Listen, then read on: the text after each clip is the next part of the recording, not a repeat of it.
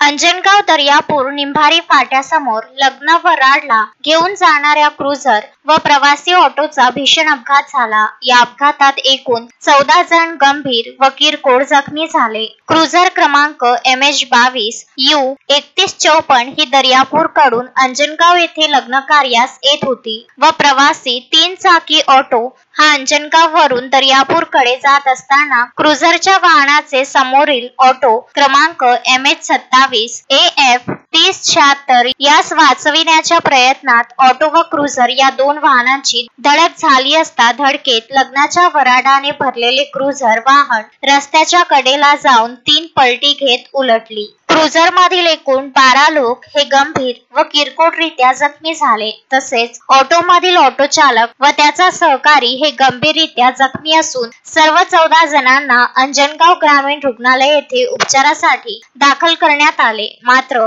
काही लोकांना गंभीर स्वरूपाचा मार असल्याने त्यांना अचलपूर व अमरावती येथे रेफर करण्यात आले। क्रुझर वाहनात नैना शिरसाट, आकांक्षा शिरसाट दर्यापूर, गौतम सदाशिव राजुरा, संतोष वानखडे वरखेड, दादाराव वानखडे कावसा, रंजना शिरसाट दर्यापूर, श्रुती भोजने दर्यापूर, पद्मा वानखडे, समीक्षा इंगडे, रिया राक्षसकर, अशोक शिरसाट, कैलास खडे सर्व राहणार दर्यापूर हे गंभीररित्या जखमी झाले, तर ऑटो चालक प्रकाश परातमोल एकलारा, संजय वानखडे निंभारी हे गंभीर जखमी झाले आहेत। घटनेची माहिती रहिमापूर पोलीस स्टेशनला मिळताच पोलिसांनी घटनास्थळी पोहोचून सर्व जखमींना पोलीस, ग्रामस्थ व रुग्णसेवकांच्या मदतीने अपघातग्रस्त जखमींना ग्रामीण रुग्णालय येथे पोहोचविण्यात आले। घटनेचा पुढील तपास चिंचोली पोलीस स्टेशनचे कर्मचारी ASI गजानन वर्मा, संजय गायकवाड, भारती भुसकट करीत आहे।